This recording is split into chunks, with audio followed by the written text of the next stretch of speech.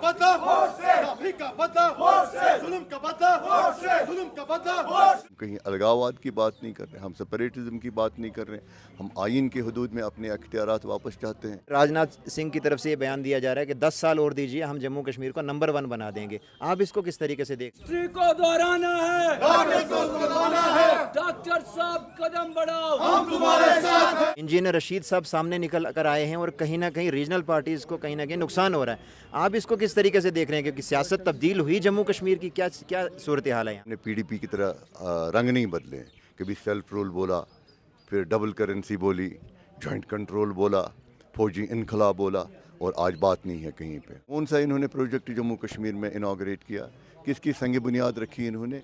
National conference का अपना एक स्टैंड है, हमें कहने सुनने की ज़रूरत नहीं। आदाब दोस्तों, इस वक्त हम ज़िला अनंतनाग में मौजूद हैं। ज़िला रामबन कवर करने के बाद यहाँ पर हमने मकामी लोगों से बात की है, उनकी प्रॉब्लम्स के बारे में बात की, इस बार इलेक्शन को लोग किस तरीके से देखते हैं, उन सारी चीज़ों के बारे में बात की। अनंतनाग में सबसे ज़्यादा इंपॉर्टेंस रखती है बिजबिहाड़ा कॉन्स्टिट्यूंसी। यहाँ से एक तरफ पीडीपी की सदर महबूबा मुफ्ती की बेटी लड़ रही हैं, इल्तिजा मुफ्ती, वहीं दूसरी तरफ एक कद्दावर नेता डॉक्टर बशीर अहमद वीरी साहब भी लड़ रहे हैं। हमारे साथ इस वक्त मौजूद हैं, नेशनल कॉन्फ्रेंस की तरफ से वो लड़ रहे हैं। उनसे जानते हैं कि इस बार इलेक्शन का माहौल क्या है। इससे पहले भी इलेक्शन होते रहे हैं, इस बार आप किस तरीके से देखते हैं इस बार के इलेक्शन को?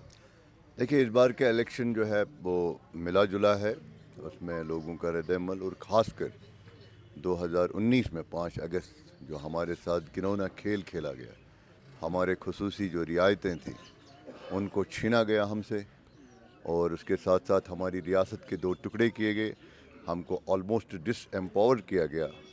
और किन लोगों ने उसमें, कौन से लोग शामिल हाल है, किन लोगों ने आरएसएस और बीजेपी के साथ हाथ मिलाया और ये यहाँ पे ये हालात पैदा किए, उसके पस मंज़र में ये इलेक्शन हो रहा है। और लोगों के काफ़ी सारे तवक्कात है और लोग इसको उसी लेवल पे ले रहे हैं। जी, मैं नेशनल लेवल पे बात करूंगा, फिर हम बिजबिहाड़ा कॉन्स्टिट्यूंसी की तरफ आएंगे। नेशनल अगर देखा जाए, स्टेट लेवल पे देखा जाए तो एनसी की तरफ से ये दावा किया जा रहा है कि हम 370 के लिए लड़ेंगे और इसके साथ साथ रियासत के दर्जे के लिए लड़ेंगे। किस तरीके से, क्योंकि सेंटर में बीजेपी की सरकार है और कांग्रेस की तरफ से भी ये कहा जा रहा है कि हम जम्मू कश्मीर के लोगों के लिए, हकूक़ के लिए लड़ेंगे। आप किस तरीके से देखते हैं, क्योंकि आप वो पावर भी नहीं रही है स्टेट में, किस तरीके से इसको देखते हैं? देखिए, हमने लोगों को वादा किया हुआ, ये आज का नहीं है, ये हमारा 1953 से हमारी पोजीशन है। हम एक ऑटोनॉमस स्टेट थे, हमने हिंदुस्तान के साथ इल्हाक किया इन्हीं शराइत पे, और हमें ये रियायत किसी दूसरे गैर मुल्क ने नहीं दिया, हमें अपने इंडियन कॉन्स्टिट्यूशन ने ये रियायत दी थी। आज भी हमने एजेंडा नहीं छोड़ा, क्योंकि इस बीच में एक कम्युनल जमात सामने आई, उन्होंने इसको अपना एजेंडा बनाया कम्युनलाइज करके। क्योंकि जम्मू कश्मीर में जिन लोगों को ये रियायत मिली, वहाँ गैर मुस्लिम भाई ज़रूर रहते हैं, लेकिन मेजॉरिटी मुसलमानों की है। तो आरएसएस और बीजेपी ने इसको उस कम्युनल एजेंडा में शामिल किया ताकि वो मुल्क में बाकी लोगों को यूनाइट कर पाएँ, क्योंकि मेजॉरिटी तो हिंदुओं की है, इसीलिए उन्होंने इसको अपने एजेंडे में शामिल किया। उन्होंने इसको, उनको हुकूमत आ गई, उनको मेजॉरिटी थी, तो उन्होंने इसको, मैं तो ये कहूँगा, गैर आइनी तौर उन्होंने इसको इनऑपरेटेबल बनाया। कोई बात नहीं, उनको 70 साल लगे ये हासिल करने में, हमें और 20 साल लगेंगे। हमने अपना एजेंडा नहीं छोड़ा, हम जद्दोजहद करेंगे। हम आइन के दायरे में बात कर रहे हैं, हम कहीं अलगाववाद की बात नहीं कर रहे, हम सेपरेटिज्म की बात नहीं कर रहे, हम आइन के हदूद में अपने अख्तियारात वापस चाहते हैं। और ये ऐसा नहीं कि सिर्फ हमको मिला है, आपने नॉर्थ ईस्ट के स्टेट्स को दिया है 371, और कई सारी जगहों पे यहाँ पे ऐसी रियायतें दी हैं आपने, तो हम वापस इसके लिए जद्दोजहद कर रहे हैं। एक तरफ बीजेपी 10 साल से पावर में थी, सेंटर एक तरीके से रूल कर रहा था, गवर्नर राज था, उससे पहले भी बीजेपी पावर में थी, पीडीपी पीपल्स डेमोक्रेटिक पार्टी के साथ।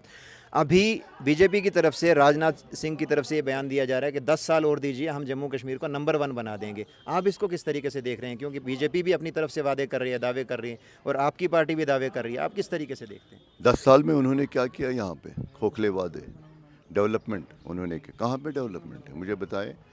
जिन लोगों से काम, छोटे मोटे काम करवाए, कॉन्ट्रैक्टर्स, 3-3.5 हज़ार करोड़ की लाइबिलिटीज़ है, वो क्यों नहीं उनको दे रहे हैं? ये तो डेवलपमेंट की बात कर रहे हैं ना। आप देख रहे हैं कि यहाँ पे हमारा नेशनल हाईवे आज 20 साल से काम चल रहा है, वो थ्रू नहीं हो रहा है। थोड़ी सी बारिशें आ रही हैं तो हफ्तों बंद रहता है। ये डेवलपमेंट का ये वादा है? आप ट्रेन यहाँ नहीं ला सके, आपको एक छोटा सा स्ट्रेच है, आज तकरीबन 40 साल हो गए। उसके बाद इन्होंने बड़े बड़े दावे किए। कौन सा इन्होंने प्रोजेक्ट जम्मू कश्मीर में इनाग्रेट किया, किसकी संग बुनियाद रखी इन्होंने? जितने भी थी, जो भी नाशरी टनल थी, वो पिछली सरकार का देन है। जो हमारी दूसरी नवयुग टनल है जिसको इन्होंने इनाग्रेट किया, वो तो पिछली सरकारों की देन है। जिन ट्रेनों के स्ट्रेच को ये इनाग्रेट कर रहे हैं, वो तो आज से 40 साल पहले उन पे काम शुरू हुआ। ज़रा मुझे दिखाएं, राजनाथ सिंह जी दिखाएं, बीजेपी के लोग दिखाएं कि जम्मू कश्मीर में पिछले 10 साल में इन्होंने फाउंडेशन स्टोन किस प्रोजेक्ट पे रखी, कौन सी डेवलपमेंट की बात कर रहे हैं। इसके अलावा हम बात करेंगे रीजनल पार्टीज़ के ऊपर। इस वक्त बीजेपी से हर कोई किनारा कशी कर रहा है। बीजेपी भी मैदान में है, वहीं दूसरी पार्टीज़ भी मैदान में है।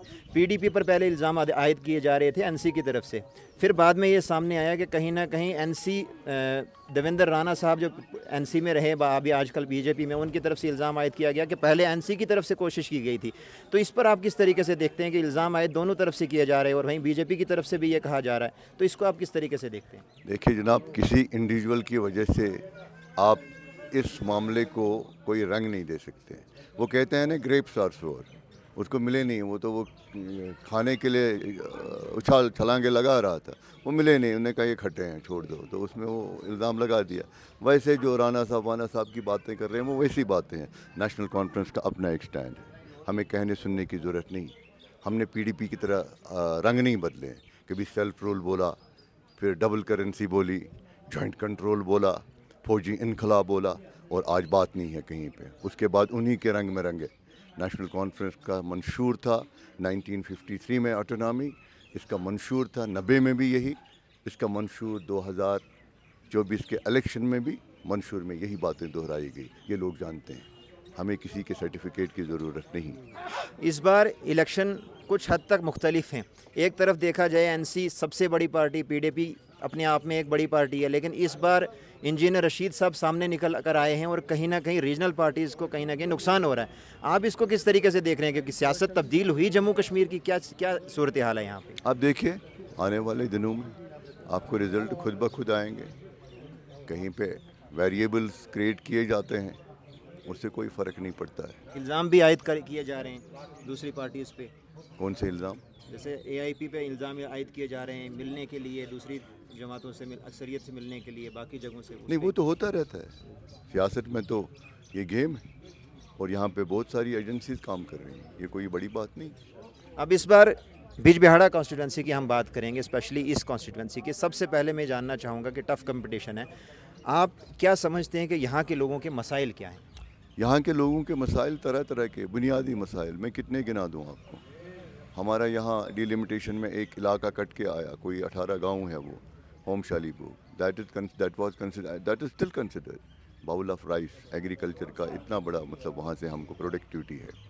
एक वक्त था कि पूरे कश्मीर को वहाँ से फूड ग्रेन्स सप्लाई किए जाते थे। अलमिया ये है कि उनकी ज़मीनें ख़त्म हो गई, उनको इरिगेशन सप्लाई दस्तियाब नहीं है।